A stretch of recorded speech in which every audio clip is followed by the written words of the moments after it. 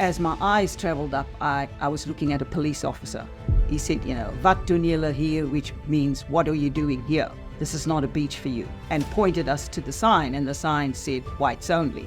And so that was a very strange reality to confront. I felt from that moment that my childhood was lost because I don't remember feeling carefree again. Today's episode has a trigger warning for domestic violence. Today's guest grew up a woman of colour in apartheid South Africa. She then moved to Australia, was held up at gunpoint and has had her fair share of personal challenges. She now runs a successful career coaching company. Episode 114, Wendy Alexander. The One Moment Please podcast. Yeah. Welcome to the podcast, Wendy. Thank you, Fiona. Thank you for having me. I was excited when I had a chat to you and you talked about a little bit of your life story when we had an introductory conversation, and you were talking about the realities of living in South Africa during the apartheid. You're now out in Australia and working as a business coach and life coach as well? No, mostly career coach. Yeah, career coaching. Coach, yeah. Okay. And we're probably getting the difference between a business coach and a career coach. But I'm fascinated by your story because you have had to overcome a lot in your life. What was the reality of living in South Africa during the apartheid? So I'd say the first thing was discovering that you're seen as less than. And that happened for me at age 6, because up until then, for me, I was a kid growing up and, playing hopscotch, doing all the things that kids do. And then the family went to the beach one summer, and it was there that I discovered that South Africa was segregated. You sort of heard it in conversation amongst the grown-ups, but you didn't really know what it meant. So I was about 6 years old. We were playing on the beach. I was playing with my brothers and sisters. And then I remember seeing these pair of shoes, and it's amazing how that is still really strong in my memory. This pair of very shiny black shoes. And as I looked up, as my eyes traveled up, I was looking at a police officer. And he basically said, in Afrikaans, he said, wat doen julle hier, which means, what are you doing here? This is not a beach for you. And pointed us to the sign, and the sign said, whites only. So that was my first encounter with the fact that the country was segregated, that I couldn't go where I wanted to go. So I come from, I'm classified as coloured, right? So I come from heritage of white grandparents, black grandparents, there's Indian thrown in there, there's a mix. And so that was when I realized, oh my goodness, I didn't understand what was going on. So we were thrown off the beach. We were basically, the two police officers approached my parents, the adults, and said, we need to get off the beach. And I remember looking at my father's face, and his jaw was twitching. He was incredibly tense. And I was like, something's wrong here. Now, my father doesn't look like me. He's dark-skinned. He's probably more Indian. So my dad's heritage is strong Indian, and he had a Scottish mother. So there was a mix there, but he was very dark-skinned. And so I remember looking at Dad thinking something's off here, because I've never seen my father so tense, or hadn't up until then. And, the adults just hurried us up, packed us up in the car, and off we drove. And I've always been a curious kid. I was always a curious kid. And so I started hammering them, with questions. What was that all about? Why did they throw us off the beach? And my mother's, trying to tell me to shush. And my father's, driving us home. And we get home and they don't really explain it. Our parents didn't explain it immediately.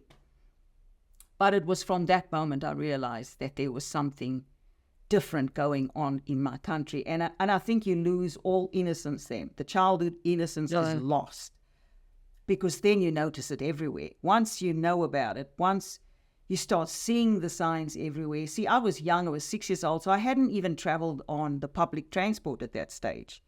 But then when I did have to travel on public transport, and all the beaches that I then subsequently went to, and the cinemas, that's where I saw the signs everywhere.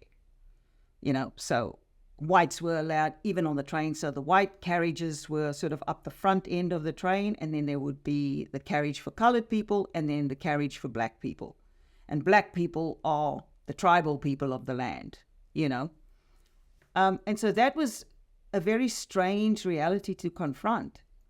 But I remember, I always say to people, I felt from that moment that my childhood was lost because I don't remember feeling carefree again. I felt like I was this young adult in this small child's body because I started to investigate. And I'm still like that now. Everything that I see in the world, I always want to know how it's working, what makes it tick. And so, but then when you do that as a young child, I started writing a lot of poetry, dark poetry, angry poetry as I was growing up through my teen years and so on, and asking all the questions.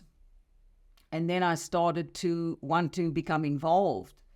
The involvement in political activism only happened when I went to high school. So primary school,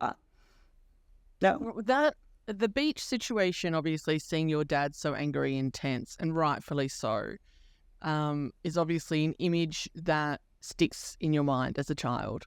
Yes, it does. From the sound of you describing it, you can visually see it still now very clearly. Yes. You think we can all agree that the apartheid was wrong?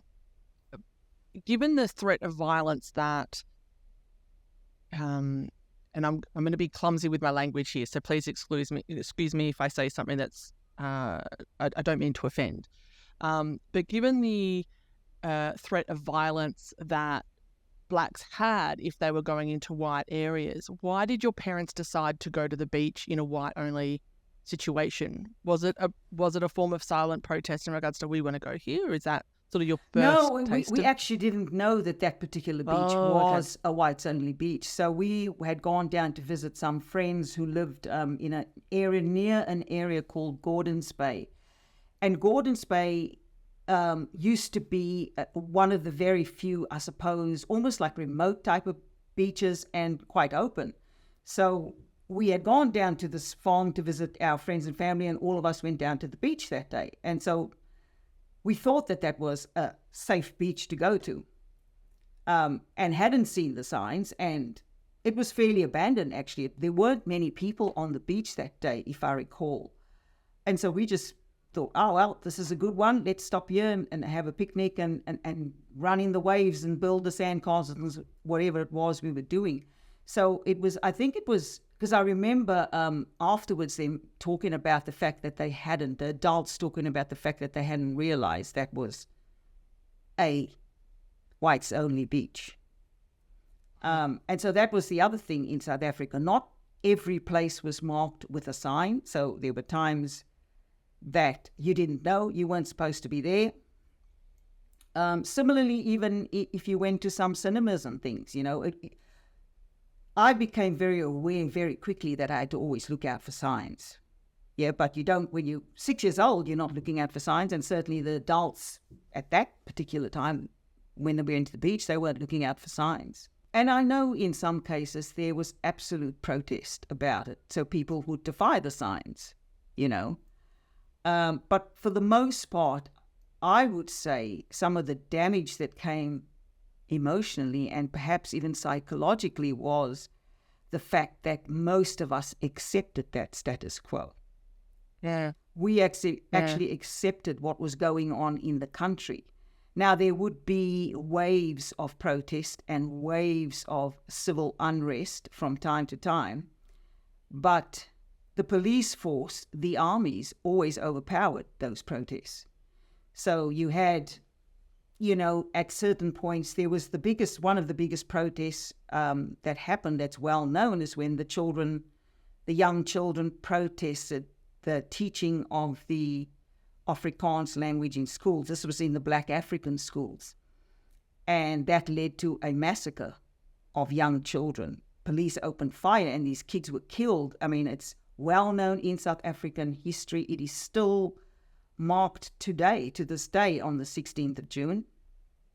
But I remember seeing that as a young kid. I was older. I was probably around, I can't remember the age I was. maybe just before I was going to high school, so the later years of primary school. And that sparked massive violence in the country. That was when there were some of the bigger protests because of this massacre. I think there was over 1,000 kids killed in this protest. God. So, this was the kind of thing happening in South Africa. Sometimes the protests would lead to these armed forces coming in, restricted curfews were set. You had to get off the streets by a certain time. But then you always had, some young adults, even some teenage kids going up against the police force and, thinking that they could go up against them with stones and sticks. But you can't fight gunfire with, those kind of weapons. So people would, from time to time, go through these waves. But not a lot of the time, we actually accepted the status quo. And what I also noticed...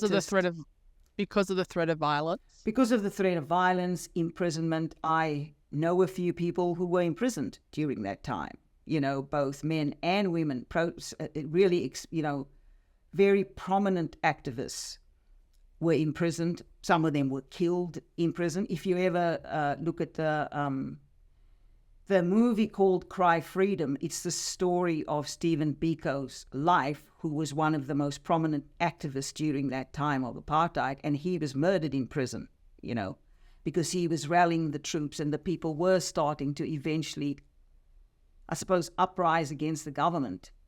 But those came in peaks and troughs, and then the most well-known activist is Nelson Mandela, imprisoned for 27 years. And he was maybe one of the, at times probably calling for a certain amount of violence, but he was, trying to protest with words, debate, calling for change in the government, seen as a major threat, and imprisoned for 27 years. So he was incredible. I saw him as a student. I saw him when he came to Melbourne, and he came with Hurricane Carter and spoke. Yes. And incredible human. Yeah, and the thing that one of the biggest lessons I learned from Mandela was the lesson of forgiveness. Yeah. But I have to say that didn't come till much later in my life, because when you're going through all of this on a daily basis, I did eventually move into activism myself. So that started happening in high school, would go to all the rallies. I had my first year of university at the University of Cape Town. I hardly attended any lectures. I mean, my parents, to their horror, found out that I wasn't attending class. I was protesting on this, and that is where some of the tear gassing and all of that happened. Every time there was a protest or the university students had their uprise against the government, the police force was sent in, the tear gas was let loose. You were running, stumbling over each other. Sometimes people were shot, killed. A lot of that was going on. I think at the time, when I think back, I was driven probably by adrenaline in a lot of ways, because know it's happening around you. You see people falling, you see them being shot, you see them being killed, but you're still doing it. You're still right there in the thick of it. I think that was one of the things that really, my father had been trying to leave the country with his family for a few years prior to that, but that was one of the catalysts, because my brother and I had been caught tear gassed a few times. My brother attended a different university to me. I was at the University of Cape Town, and I think my mother was really struggling with high blood pressure. I mean, just anxiety, like worried, our kid's going to come home alive, because, and we were stubborn, I suppose. We were ignoring. Well, I think that there's an element of it's good to be stubborn in that situation. You have to sort of say, hey, this is not right in terms of the world. And there is an element of, if not me, who? If I don't say something, then who? And correct. It's the little kid, that 6-year-old, when you lost that innocence on that beach. But what was the reality of being that little 6-year-old and wanting to, were you even, if you wanted to befriend a white kid as an innocent little child? Could you? Like, was that even allowed? Well, you didn't encounter white people much because sections were we were segregated by where we lived as well, right? So Right. so So I lived in a different coloured, schools, different different everything. schools. So the Right. very first time I encountered white people, I would say, apart from seeing them in the stores or whatever, if you went out shopping or whatever, and you'd see certain people in stores, mixed people, was when I went to high school, because I went to an all-girls Catholic high school, and all the teachers, bar two of them, I think, were white. So we had, it was a school run by Catholic nuns. They were mostly from Ireland and Germany, so white people, and then all the teachers were white. So, the history teacher, the maths teacher, whatever, they were all white. I think, our history teacher and our PE teacher was black. So by that segregation and complete segregation, then the reality is that there's no opportunity for discussion or understanding of someone else's point of view, or getting to know a person regardless of their skin color.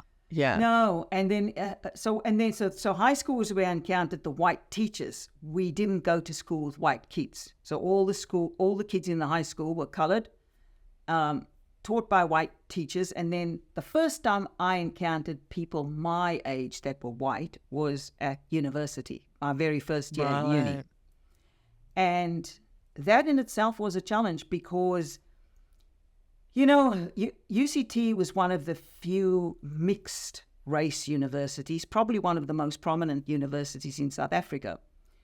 But my very first class that I went to was French. I was studying French and languages and psychology. And I walked into the French class, and I was the only colored student in that class. And immediately I was sitting on my own. Nobody would come and sit near me. So there was white students streaming into the class, and I was sitting somewhere, not right up front, but maybe the third row from the front. And I noticed that immediately. And I noticed, people didn't want to engage in that conversation at that time, and there wasn't a lot of protests happening from the white side of it either. There were What would have been the reality if someone was brave enough to come and sit next to you and have a conversation as a white person coming to do that? What would have been the reality from their from their social circles? Would that be I'm trying to get to a mindset in regards to why someone would ostracize you just because of your skin color. So is it because, what was the brainwashing that was going on? Was it the fact that you guys were seen as less than? Was it the fact that you were treated? I know that you were treated as less than, but was that the mentality? Was there a hatred there? Was there why was there that? Oh, absolutely. I mean, people, I suppose, learn what they taught. Yeah. And so complete brainwashing. Yeah, and in their segregated community, look, that whole nationalist movement by the South African Nationalist Party at the time, which put that whole law situation in place from 1948 onwards, was all about whites being the superior race, and therefore black, coloured are less than, and protected in their communities too, because they never had the opportunity to mix with us. Yeah, they lived in areas like Constantia, which is one of the wealthiest parts of Cape Town, and so on. So they never ever saw our world, and we didn't see their world. And I suppose you get taught from young, I suppose just like we were taught as coloureds or as blacks, that you stay away from the white folk, you don't trust them.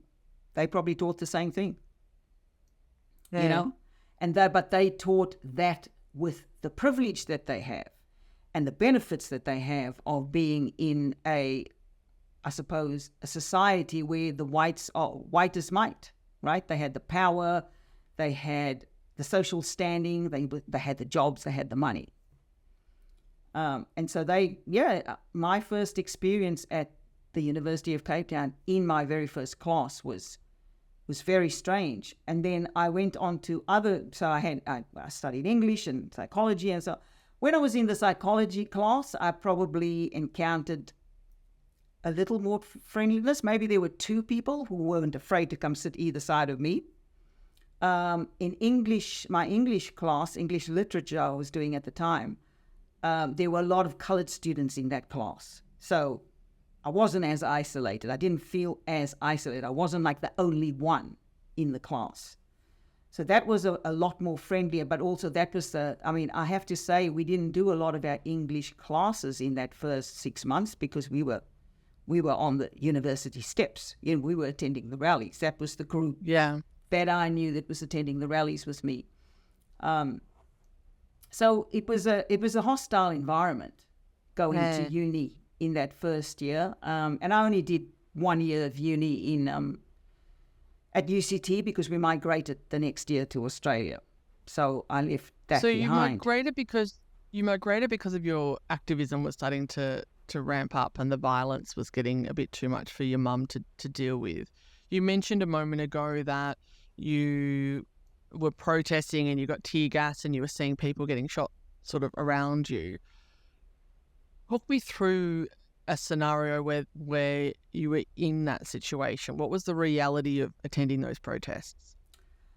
Like I said, a lot of it driven by adrenaline. And when I look back now, I think to myself, that wasn't very smart because we were putting ourselves in danger. We knew what the consequences could be. We had friends who were imprisoned. We had friends who were shot and killed and so on. But I think when you're driven by a certain motivation, passion, anger, all of those things, there can be a lack of wisdom as well.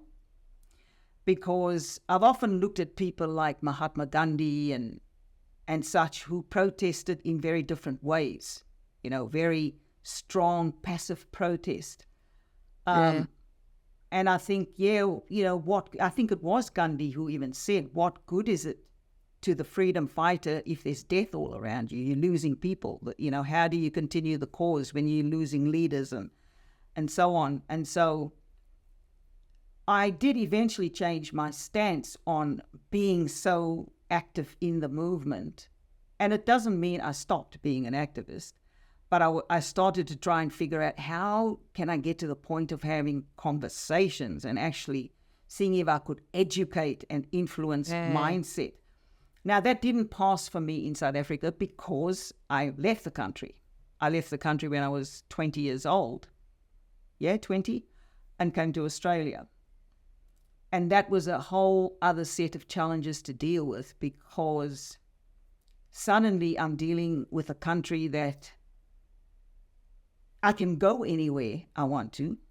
I can do what I want to, where I want to, but the brain is still looking. Because I remember my cousin had been out here, my two cousins had been out here with their parents for probably 5 years before we came out. So part of our migration was leaving because of the violence of apartheid, but also family reunion with my dad's sister who had come out earlier.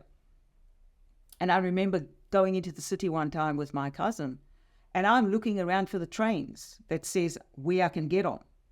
And she's like, you're not in South Africa anymore. But it took a while.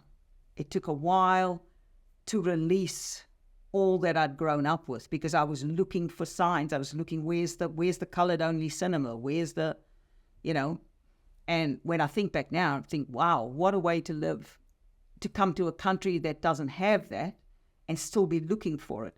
And also saying, I want to go back to South Africa because this new reality in Australia was so difficult and so unfamiliar. And I was like, all the years I've been praying we would leave South Africa, and then I come to a new country and I'm praying to go back. But this was so foreign. Australian life was foreign and very difficult to adapt to. So that's interesting. So the freedom was so overwhelming that you had a desire to go back to that oppression. Well, I don't Because know. that was what was comfortable. I don't know if it was so much the oppression. It was the people, my community of, where I grew up with my people. And I also, hear a lot of people coming on the podcast and they're saying, well, when you've had trauma, which is obviously what you had, you often seek out the trauma because that's like, it feels normal to your nervous system. So that's why I was like, you wanted to go back to that oppression because it wasn't, although horrific, it felt normal to your nervous system because you were so used to that stress. correct. That's exactly Yeah. what it is. I've since worked with psychologists and things through those traumatic experiences. That's exactly what we identified, was that the trauma and the impact of it, and how you gravitate towards the familiarity of it. Yeah. Right? Because it was very strange to come to a country where suddenly you could do what you want, go where you want. And also the other thing, I was in second year of university and I was at Monash Uni. There's so many things going on. The siblings, all of us were struggling, getting used to life in Australia. My mother was also struggling. She had this anxiety in South Africa, the high blood pressure. She had that year as well because she was watching her kids struggle to adapt. She was struggling to adapt with no familiar people, all of these things. We had my dad's sister and our cousins, our two cousins. And so we're trying to figure all of this out. The key, we're going to school and to university and so on, and we're trying to fit in, and how do we fit in? And then what was happening with me, I never ever discussed with my siblings to see if it happened with them as well. But with me at uni, people, once they found out where I came from, they were bombarding me with questions. What was it like growing up there? And all of these things. Those who knew about apartheid, they wanted. And when you repeat telling the story and you've just come out of it, it is trauma in itself. If you haven't dealt with the emotion, so you're not emotional, and when you retell a story, you're not emotionally feeling it, then yes, it can be. Yeah, it was quite traumatic because I remember I met this.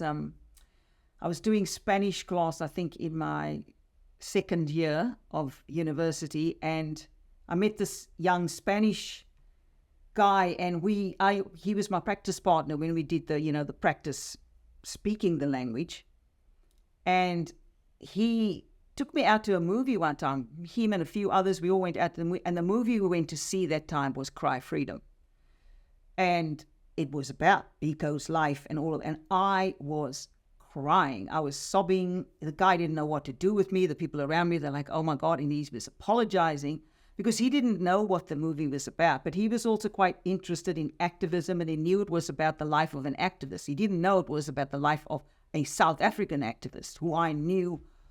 I didn't know Steve Biko personally, but he was one of the leaders of the movement. The struggle, they called it back then. And I was just watching all those scenes again. So I had to have that, and this guy's apologizing. I said, look, you couldn't have known, but he saw the impact of me just watching the movie and how much it ripped me apart, But as you said, I was 20 years old, I was young, I had not dealt with all that trauma. That had never been spoken about. That came years later on top of a whole load of other traumas that subsequently happened in my life. So what are then the conversations? So if you're having the friendships now that you kind of want them to understand where you're coming from in terms of your life experiences, which is getting to know people, how are you then doing that without reliving the trauma and triggering yourself? Well, now I can speak comfortably about it. It's a snapshot of my life, right? Yeah. And I can speak about it as something that actually made me the woman I am today, because through that was a lot of resilience. There was trauma, absolutely. But I also realized that trauma doesn't have to mean that you become crippled by anything in life. And often I see or I hear people go on stories and they stuck. It's like a loop that they stuck in and they can't seem to get out of it. At the end of the day, I suppose we're responsible for how we move forward. And I knew that I needed help and support. I didn't seek it at the time, but I did when I went through another lot of trauma of losing a relationship when I was 4 months pregnant and moving on to single parenthood. I don't know, I started to look and I was like, there's just so many patterns here. There just seems to be so much violence that has been in my life, and I need to go sort that out, because I was bringing a child into the world. And I was like, however messed up my head is, I need to make sure it doesn't remain messed up, because there's a kid coming. In many ways, I look at my life and I realize my daughter had a big part in saving me or in moving me forward away from that, because I don't know if I would have fully gone and sought the actual help that I needed. Maybe I would have, I don't know, but I knew I was pregnant. The relationship had ended. There'd been violence in that relationship. That was post the bank robbery and hold up. So I was noticing these patterns of violence, and I was like, why am I attracting this? This is what seems to be coming in my life. I need to figure this out. And so I went and sought counseling and undertook that journey for almost 2 years. So we've just skipped over a huge couple of things. You mentioned that you were held up at Yes. then in bank robbery. What happened? Well, that was, I had finished uni. It was my first job, actually. My very first job at, I'd had part-time jobs as a teen. You go and do the part-time jobs. What decade are we in? We are that was in 1988, I think that happened. Okay. Yeah, so there was a huge amount of bank robberies happening around in the 80s. Yeah. I graduated uni in 87, landed my first job at the bank in 88. And a few months after, there was a robbery, a hold-up. And I was the person who they put the gun to the head. So there were three of them. One manned the door. One was to the left of me near the customer service counter. I happened to be at the teller counter. There was 2 other women on either side of me. And I suppose the leader of the assailants came to me and put a double-barrel shotgun to my forehead. And, oh my goodness. And it was just, hand over the cash. So, of course, they're handing over the cash. So for me, that was, I don't even know. I remember the gun. I can still see that double-barrel shotgun when I think about it. And then they obviously got away. They robbed the bank. A lot of money was lost that day. Bank was closed, and immediately the first thing they did, I will say, is they started to put us in counselling. Well, that's good.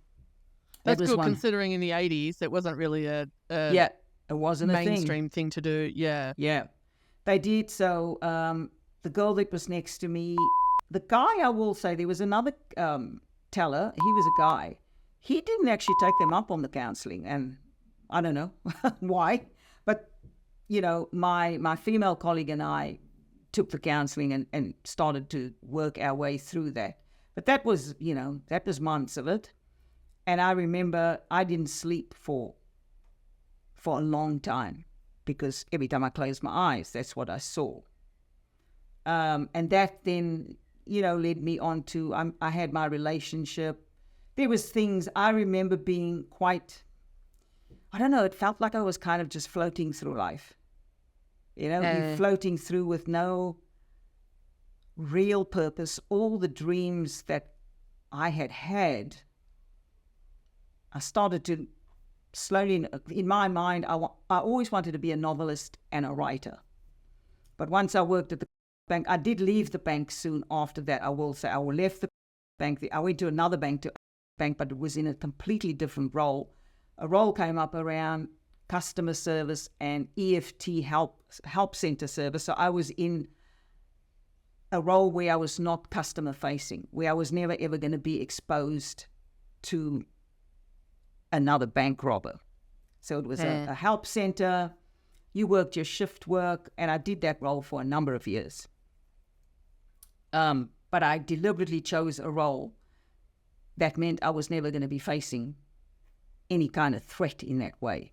Now, who's to say, But in my mind, I'm working every day with my colleagues. We're in this help center, and we're hidden away, and we're on the phone all day with the customers, and we're supporting them that way. And I climbed my way through that role to a leadership role. But I remember, feeling quite lost, and perhaps even the relationship I ended up in was also as a result of not dealing with certain things, because I attracted violence again in my life through the partner. Yeah, it's interesting, the word attract. Is it attract, or do because of that nervous system feeling normal in a violent situation, do you seek it rather than attract it? I don't know. I mean, look, because it feels normal, Yes, there's an element of feeling normal. Lots of things driving that. Lots of things driving that. He's an African-American man. I was very close to dating outside of my own community. So I had been approached by more than one white guy, but there was my own prejudice there and my own sense of fear. And I'm like, I'm not going anywhere near that race, even though I was in Australia at that stage, and it's largely trauma Caucasian. there. So I was like, I'm not going anywhere near that. There's no safety there. And so dating someone of my own race, so to speak, but, in the end, that also had its challenges. And, he comes from a very challenging background from the streets of Harlem. He came from, that part of America and all of these. So he had his own trauma. I had my trauma. We were a perfect storm for disaster, actually. Yeah. Right? Sounds like it. Yeah. Yeah. And so I don't put any blame on him, and I don't even put any blame on myself. It's like now. You should. Back then, of course, you're going. When I was coming out of that, and it was a difficult time, I was like, what is wrong with me? You're asking the questions. What is wrong with me? Why is this occurring? Why is there this consistent pattern? And there seems to be a pattern of violence in my life, and it just traumatizes you, and it's layer and layer and layer of trauma, one on top of the other. But I realize that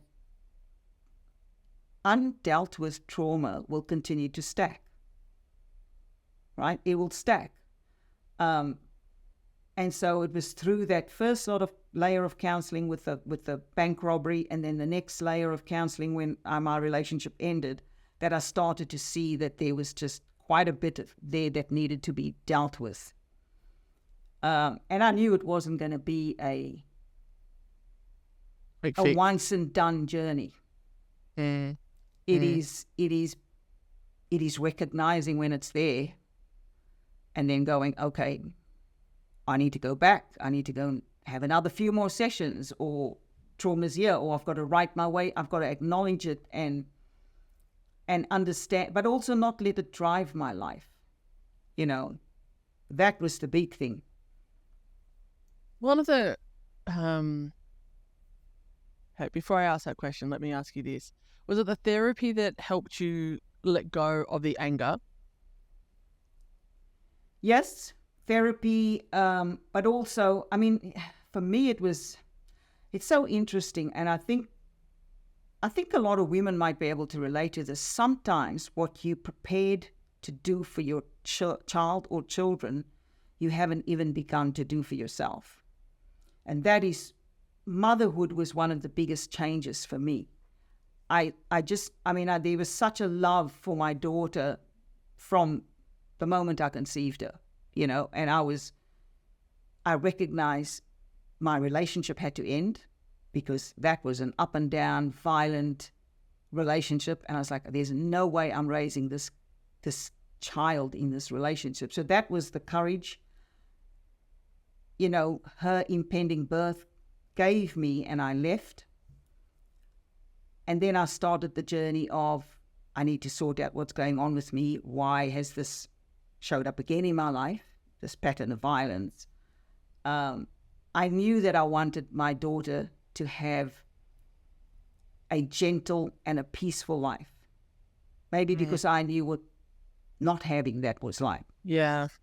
And so that was actually really the motivation factor all the way through, and has been from that moment onwards. From the time she was born, from the time I knew I was going to be a single parent, raising her by myself, I went on a mission to figure out what I needed to do to give her a good life financially, but also what did I need to do to give her a quiet, gentle, peaceful life.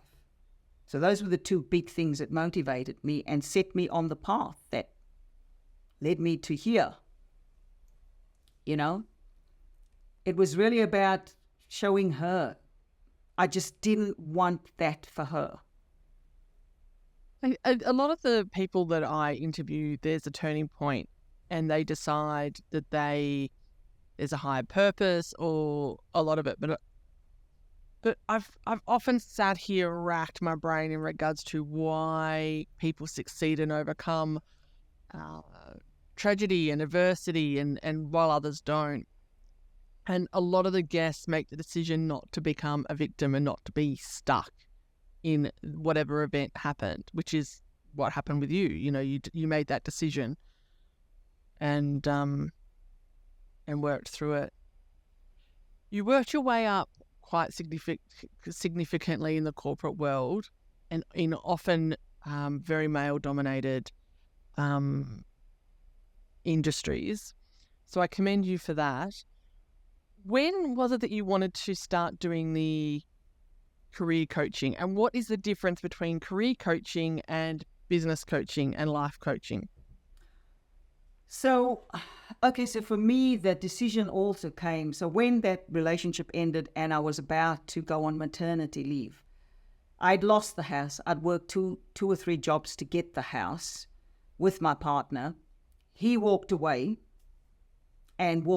from any financial obligation, right? So in the end, I had to sell the house. The house sold at a loss. So when I began my life as a mother with my daughter, there was a $45,000 debt hanging over my head. And I sat down, did the sums, and I was like, I don't know how I'm going to give this kid this life that I dreamed for her. I have to do something. So I was probably only back, actually I had been called back early from maternity leave by one of the bosses, not someone who was my boss at the time, but he was running a new business division. And one of the other managers said to him, if you want to set up this project management office, so that was the experience I had, Wendy's the person to help you do that, but she's on maternity leave right now. He called me anyway, and he said, this is what I have to offer. I know you're on maternity leave. I saw that as an opportunity. It's like the bells went off in my head. I thought, oh, hang on a minute. He needs me to help him to something. Here's an opportunity to negotiate with this guy. And I said, okay, I'll come back early, but I need to work from home most of the time. I'm going to come into the office once a week to do all my meetings because I need to be with my daughter. I need to work from home because I need to be present for my daughter. And he agreed to that. And I thought, oh, I wasn't expecting him to agree to that, but he obviously he trusted the done thing back then. It wasn't the done thing back then. But here's the thing that I tell a lot of the people that I work with now, and especially women who feel challenged with asking for that. If you don't ask, you're never going to know. And so I asked. I said to him, it matters to me that I'm a present mother for my daughter. I am her only parent. Her father's long gone. And so here's what I can offer you. And he said, let's trial it. The other side of that negotiation, here's another tip and a point. You have to deliver. I delivered. I promised whatever he promised me, he gave, and what I promised him, I gave. And if there were challenges, if my daughter was sick or something like that, I would call him and say, this is what's happening today. And I need to be home. And I can't take her to the care center today. I need to be home, whatever. And he would say, no problem. I said, I'll deliver that to you later this evening. Because I was fortunate. My kid she slept from a very early age. 6 weeks, she started sleeping through the night. So there was parameters I could work within. As soon as I put the baby down, I would be on the computer. I'd be doing what I said I was going to do, and I delivered. I made sure I delivered. I kept that reputation high. And that was actually the start of me being able to negotiate every contract from then. I built that reputation of delivering, negotiating throughout the contract, always being in communication, saying, this is what's going on, I need some leeway. There was one time my daughter ended up with food poisoning in hospital for like a week, salmonella poisoning, whatever she had, and I was working from the hospital little ward. We were in a closed out room because they didn't want it spreading or whatever. But I was always communicating. And I think they realized that I was working. There was a lot of I was also honest. This is the other thing. I was honest with my boss. They knew about the circumstances. They knew that I was a single mom struggling to rebuild my life. They knew what I'd been through. So I think vulnerability sometimes helps you. If you're forthright, authentic, vulnerable. I've never seen many people that turn away from that. They always try to help. It's when we're posturing, when we acting like we're strong, when we don't feel strong. People can sometimes sense that. They know something's off. You don't necessarily always get the support that you need. And so I was just very honest. I think that was one of the things. And I always say to people, honesty is the best policy. You don't need to hide anything. You don't need to be ashamed. I had made mistakes in my life in that relationship. I owned those mistakes. I was trying to figure them out, trying to figure me out and what had led to all those mistakes. And I was honest about it, and I got the support. And I was able to then negotiate. But one of the things that led to the actual coaching side of things was every time I looked at the budget, I was always still falling short, And I was like, I need to earn an extra 20 grand. That's what I needed. That's what the sums told me. And I'm like, how am I going to go and get an increase of $20,000? Like, who's going to give that to me? But then I started to talk to hiring managers, and I spoke to recruiters, and I picked their brains. I asked questions. I was networking wherever I could, giving up lunches to have coffees and whatever with people just to ask them what it was that I needed to do to elevate in corporate or elevate. And I took a lot of notes. I started being the writer, because that's the passion. I started to write my resume, rewrite it. Rejection after rejection, was applying for roles that paid higher.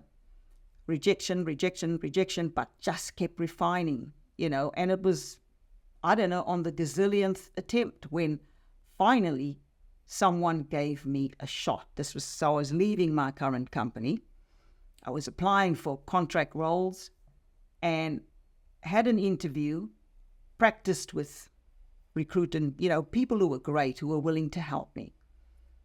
And I did very well in the interview and was offered the job. And I jumped my income by about 50 grand in that space of 6 months. But that was rigorous. I didn't go, there was no going out. There was no movies. There was no dinner. There was nothing because, number one, I couldn't afford to. Number two, I was a single mom. And number three, I was just trying really hard to make that extra money. So I had practiced and studied Reiki healings. I was doing Reiki sessions at home. People coming to the house. Reiki. All of these things were going on. And so it was a time of actively trying to change. And I realized that it wasn't something I could wish. This is what I've realized throughout life. And since that time, and with the people I work with, I always say to them, You can't wish for a dream. You have to be in action about that dream. And sometimes the actions that you're doing are going to be actions that you don't particularly want to do. You know, the repeat stuff of rewriting the resume over and over, boring and frustrating and all of these things. But I'm like, I have got to get this job that's going to give me this extra 20 grand because I know that I can clear the debt with that. And I did get the job and I got extra 50 grand, but I was still doing my Reiki. I was tutoring in English, tutoring young students, and made the extra income and cleared the debt. The other thing that happened, and I want to acknowledge this bank manager. I wish I could remember her name because I can't, it was that long ago. But I went to the bank and spoke to the bank manager. I said, this is what's happened in my life. There again, vulnerability, authenticity. My relationship has ended. I cannot pay the debt. The house is sold at a loss. I cannot pay the debt. I was pregnant. I was probably 7 months pregnant, and I told her the truth. And she sat down with me. She worked out a payment plan, and I started to deliver on that payment plan. I never missed a payment. Every time I made a bit of extra money in the Reiki or got extra Reiki clients, I would put this money towards this debt repayment. And by the time it got to the third year of that debt repayment, there was $10,000 left on the debt. And I went in to see her because I saw her regularly. She in fact gave me a present for the baby when the baby was born. I saw her regularly. Very kind woman. And I had to go and have the annual, and because we were always adjusting the plan. Every time I made a little bit more money, I would add more, pay off more of the debt. And she just said to me, she said, look, she said, I so admire what you've done. She said, and she wrote off the last 10,000. She actually wrote off the debt. Wow. But I realized if I'd never been honest with her and shared what I was going through, there was so she and the boss that had called me, there's compassion and people are that way. I mean, I know people look, and there's a lot of crazy going on in the world right now, and everybody's gets very focused on the negative. But if you look for it and you're honest and you yourself are vulnerable and authentic and trying to improve life, there will always be people that want to help you do that. How do you continue to look for the good when you've gone through trauma and everyone's gone through stuff, some are more than others, but how do you continue to look for the good in the world? Look, that came from actually from someone. Wayne Dyer was one of my favorite, he's gone now, but I started reading Wayne Dyer books, all of that around the time when all the trauma was happening. And one of the key messages from the Wayne Dyer teachings and books is that what you focus on grows. And I remember thinking to myself, if I remain focused on the trauma, the violence, the pain, all the stuff that I'm being through, then there's a very strong potential that that's going to continue to grow in my life. So what's the opposite of that? The opposite of that was to go find the good. Because when I looked around me, despite all the pain, all the trauma, I still had an amazing family. I have amazing parents, right? I have great siblings. There were groups of people I was meeting and friends I was making. And despite everything, I remember my daughter, when we were having the baby shower, my girlfriend who threw the baby shower for me said, I'm inviting everyone. We're not just doing this women thing, we're inviting everyone. So she invited my male friends, my female friends, everybody came to the shower and brought gifts. And my daughter, despite the fact that I was struggling financially, my daughter was set for 2 years before she was born, had clothes for 2 years, had the nappy changing service, had everything. And I started to see in those tiny gestures the abundance that was everywhere, that there was also, yes, there's pain, yes, there's trauma, yes, I've been abandoned by a father and all of these things, but there are also people. So I was like, I think it became an experiment for me. Like, what if I focused on the good? What if I focused on these good stuff? Let's see what could happen. And that, but it wasn't only that, it was me taking the actions to go and get the counseling. That was a big factor. I think we all have to recognize that you don't turn mess. I always say turning my mess into success. You don't turn mess into success without the help of others. You don't do it on your own. There was a recognition that I couldn't do it on my own. And I had to go and find people to talk to, because I didn't want to talk to the family about the stuff that I was going through, because my family had trauma too. Mum and Dad had their own traumas, right? The siblings, we'd all been through versions of what I'm sharing right now. I probably had a couple of extra trauma things like the bank robbery. That was not something my siblings went through. I was also attacked at Frankston Mall and almost raped. I managed to get away. This was before my daughter was born. So those things happened. But I don't know, I just didn't want to live the victim life, as you call it. I just was incredibly averse to that. Instinctively, not knowing what I was doing a lot of the time, because I didn't. I just knew that I just did not want to feel a victim, and more importantly, I didn't want to be afraid all the time. A life lived in fear I can't imagine what that feels like. Was there an aha moment when you're reading the Wayne Dyer teachings, or also there was a epiphany that happened, or was it sort of a gradual, I'm just going to trust my instinct here and know that this is what I need to do? It was probably, I wouldn't say there was an epiphany. There wasn't like a strong aha moment. I think maybe, if you can call it the aha moment, was the moment I had to go to hospital because I almost lost the baby during that violent departure with her mum, with her father. He had gotten violent and I started bleeding and all of that. I had to go to hospital.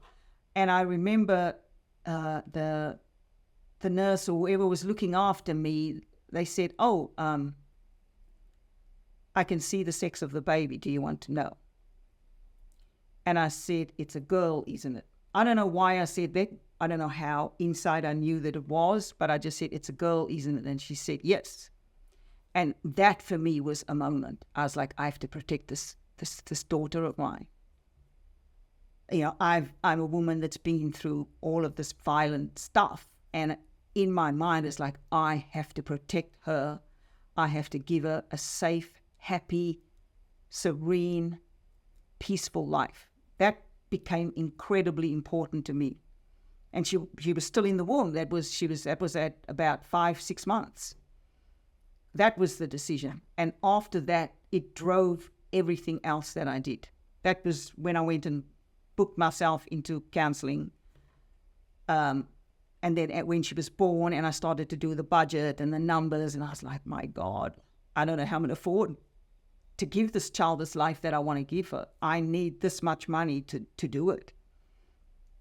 All of that, it was this baby girl kind of driving everything at the time. I know that the ex-husband had long gone, but was he financially supporting you at all? No, he has never. My daughter's never received a cent from her father.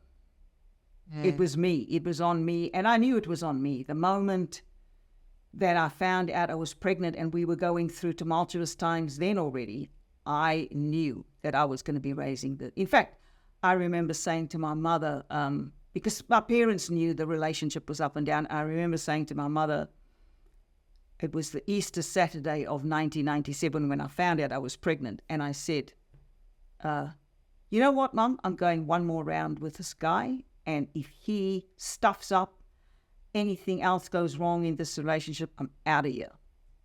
And I remember my mother getting really upset with me. She goes, oh my God, you've put up with him for all these years. Now you're going to leave when you're pregnant, But it was all that I need to keep my child safe. And I don't know, maybe because I'd found out it was a girl at 6 months, it became even more important to me to protect my daughter. And so it drove so much of the decision. That was probably what I would call an epiphany moment. And then the Wayne Dyer teachings was so much about trusting yourself and your ability to overcome whatever it was that you had been through. But that it wasn't, back then he was teaching things like, you can overcome anything, but it's not going to happen with you having this wishful thinking. You actually have to be like an active participant in that recovery or whatever, and so I think I stopped looking for the knight in shining armor to come save me. It was like, I'm going to have to be the knight here. I'm going to have to step up and own my own life and own all the mistakes I've made, because I had made plenty of mistakes. I mean, I look at the relationship that was, and I remember thinking, how does a smart, intelligent woman end up in that kind of violent relationship?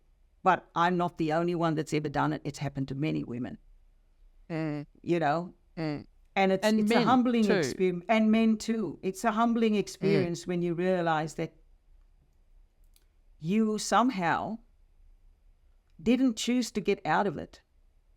I could have left earlier. I don't regret not leaving earlier, because I had my daughter at the end of the relationship, and I don't regret her. I will never regret having her.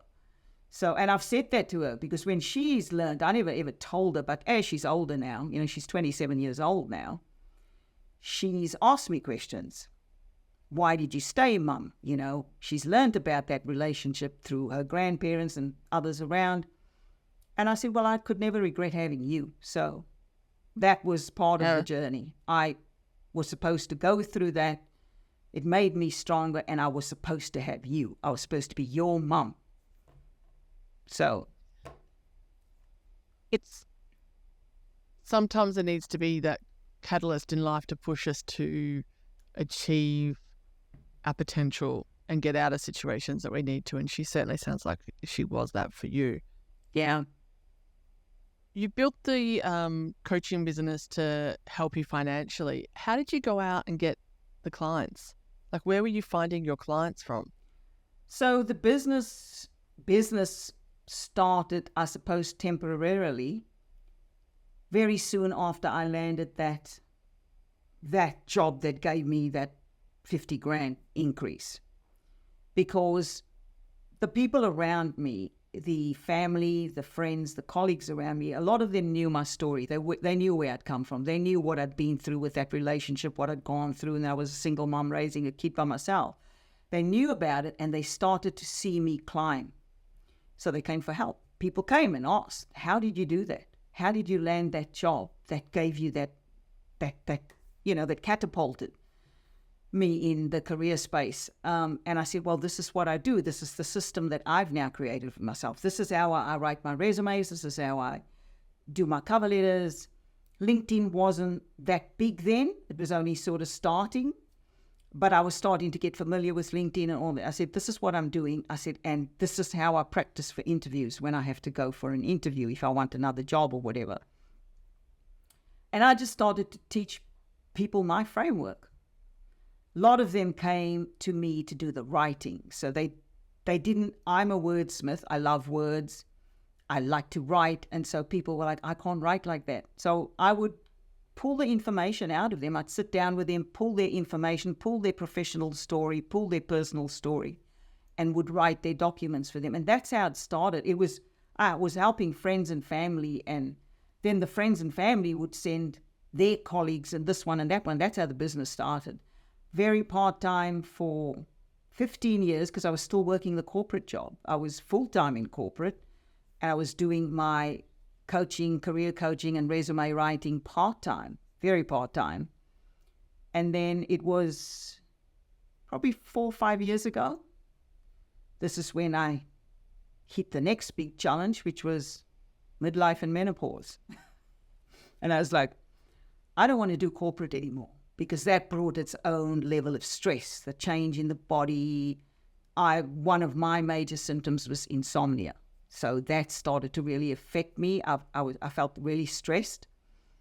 And I was like, what do I want to do now? My daughter was grown as well. So I was like, yeah, I don't need to do this corporate stuff anymore. And took the business full time. And the clients come from, a lot of it is referral. So people who've worked with me in the past, or I have some clients who work with me every few years. Every time they're going for the next promotion or they're going for the next job, they come back. Even though I've taught them my system, they still come back because they want me to write for them. So I do the writing for them. They come back for interview coaching because they like the way I coach them through that interview process. So a lot of it is repeat business, referral business. But then a big chunk of it has, in the last year, I would say, or last 18 months, has come from LinkedIn directly. So I put posts up, I put information up, tips, tricks every single day on LinkedIn. I'm sharing the knowledge every day. If it's not a short 5-minute video, then it's a little post on how to interview or how to answer this question and so on and so on. And it's just built the following. And so that's how a lot of the clients come now. So it's referral, repeat, and LinkedIn. That's how the clients are coming now. What do you think the main thing that you're finding amongst your clients? Is there a common theme that they're coming to you and saying, I need help with this? Is it one particular thing that if you had to put a nail on it? So the thing that people come to me for the most is interview practice and coaching. People struggle with that. They really struggle, I see. Because a lot of the time, even if I've helped them do the documents, so we've done the documents, they're now landing the interviews because they've got decent resumes, decent LinkedIn, decent cover letter, whatever. They're going for the interviews and they're tanking in the interviews. Because many people talk too long, right? They waffle, or some of them are really uncomfortable owning their levels of success. And so they end up, there's that combination between, or that angel and demon fighting between bragging too much, because we taught from young not to brag, not to own some of our achievements, and bragging and saying too much, overselling yourself. So you've got to strike the balance, the fine line. And then one of the things I see often is people, they're just not comfortable articulating. They really struggle with that, especially when you're under pressure. And often when you're interviewed by a panel. Some people do better one-to-one because it's them and the interviewer. But if it's panel interviews, which many are these days, you've got 3 or 4 people firing questions at you. And you've got to maintain your calm, your cool, and remember to listen properly, so you're answering the question properly. So that's what a lot of people come to me for, is the interview coaching. But I do have clients that come for the writing. They just they're not comfortable with their wordsmithery. So they're happy to share the information and we talk about their achievements, and then I do the actual writing because I do write very succinctly, and I know that's what hiring people are looking for. They don't want the long War and Peace story. They want you to tell them very quickly, very succinctly, very effectively and compellingly why you're a great candidate for whatever role they're advertising. People are too busy now, and I think that's the awareness that some people are not. They don't know that an interviewer or a hiring manager or a recruiter is time poor. They're getting hundreds of resumes for one job and they can't read them all. So you're behind the 8th ball if you're sending up a resume that's more than 2 pages long, right? They don't have time to read that. So often they will do the first cut by just seeing how many pages you're sending them. And then they'll go through a handful, and then they'll narrow that down to their top 6, maybe 6 to 10 people, and they'll give those people interviews. So it's all about trying to beat all these little gateways that's in the way. So first thing is, do not have a long resume. Always put yourself in the mind of the very busy recruiter or the very busy hiring person. Because if you do that, you'll start to figure out how to present yourself to them. Wendy, I'll put how to contact you in the show notes of the podcast if people are wanting career assistance. If you were sitting here with a girlfriend or your daughter, for example, what's the main bit of advice that you give them? What's that nugget of wisdom? A nugget of wisdom for my daughter or any of her friends is that trust yourself as a woman, right? Because, and that empower yourself as a woman as well. Two key things: empower yourself as a woman, but trust yourself as a woman too. Your instincts, that we often, people poo-poo on our female instincts, but I tell you, it is what often guides us. We know when something's off. We also know within ourselves, or at least I learned that if I sat quiet enough, I would be able to pick up from my own instinct what was off within me and where I needed to improve. Because it's very easy to get stubborn, right? And I am a stubborn woman. I'm also an impatient woman. I'll confess to that right off the bat, right? And so that's why I go to the quietness. I do meditation, if not meditation, mindfulness. I sit still. I love going out in nature. There's lots of answers in nature when it's still. You get your voice, that you feel it. Something feels off. I know I'm not operating at my best right now. I also know when others aren't operating at their best, right? So it's empowerment, it's trust, and then always lean into your empathy muscle. That's something that we should pride ourselves on, right? Empathy and compassion. When you're talking empowerment, what would be your definition of that? Because it's interesting that you say that, because it's very much I have this intuition, or I have this gut feeling, however you want to describe it. But then actually following through on that is a different step. Yeah. Is that what you're talking about in regards to empowerment? Absolutely. So when the instinct or the intuition is leading you a certain way, I think you need to learn to trust your voice above all else, because the world will always be ready to give you their opinion. Every which way, there'll be opinions coming to you, but and we all have that radar within ourselves where we know when something doesn't feel right. Now, I know I've been stubborn. I mean, when I look back on that relationship with my daughter's father, I knew that was not the right relationship for me, probably fairly early into the relationship. I would say probably the second year it was a 9-year relationship, but probably the second or third year I knew, but I was going to make it work if it killed me, right? That was my stubbornness, and it almost did kill me when I think about it, right? And so this is what I'm saying to young women, especially the young women I work with. I say to them, trust your own instinct, because you actually have a great radar. You know what feels right for you. Deep down we do, but we will often go to our girlfriends, or we will go to our parents, or we will go to whoever we go to, and we try to get them to validate what we already know. I think there's something to be said about actioning things before you tell other people. Yeah. Like when you have that gut feeling, just roll with it rather than getting that. And there's enough noise in the world anyway, right? With social media and TV and, all that sort of junk hitting us at 100 miles an hour. And then when we finally get that intuition able to break through, to ignore it and then ask someone that has their own opinions on things. Everyone's got an opinion, but it doesn't necessarily serve what's best for you. It's what's best in their opinion for you.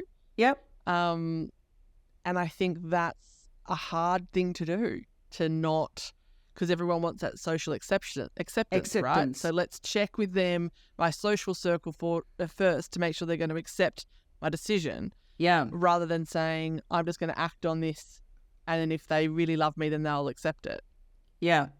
And the thing is, most of our people and our social circle, most of them will do or offer their opinion based on concern. I don't think there are some people who are just mean-spirited.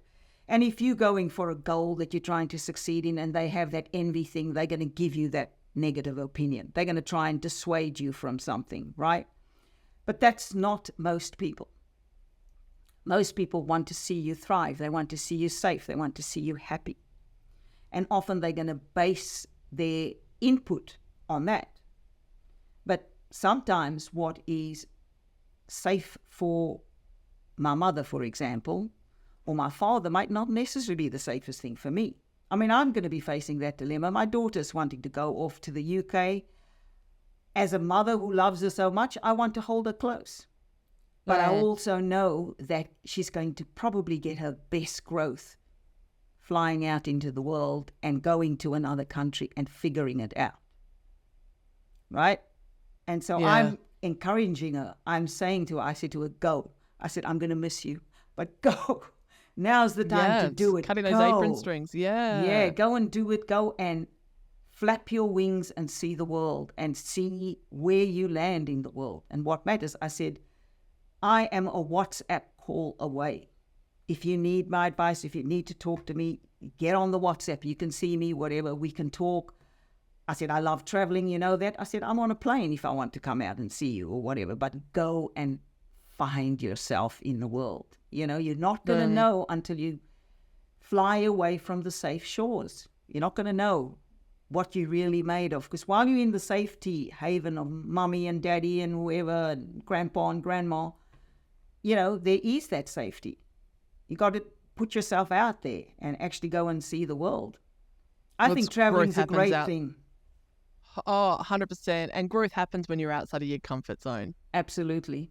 Yeah. So that's the empowerment part, is going to do it. Even if it's scary, do it anyway. That's the thing. It's an old saying. I don't know who wrote it. It's not mine, not my quote, but do it scared. Yeah, it's interesting. Do it scared. It's one thing to say it. It's another thing to have the courage to actually do it. And I think that is more than not getting bogged down by other people's opinions. So you just go ahead. And I think naivety is a wonderful thing to facilitate doing things. Yeah, I mean, I look back at that time, I did all of that stuff scared. I was terrified. That wasn't supposed to happen to me. In my life, I was supposed to have a husband and a family and all of these things. That was the picture. That was the vision from whatever age. And then suddenly life is not turning up this way. And I was terrified many times in my life. But I was like, you know what? I just got to keep going forward. Just put one step in front of the other, and trust my own voice that was what I needed to do at the time. Just do it scared. Yeah, do it scared. Love it. Love it. Thanks, Wendy. Thanks for coming on and having a chat.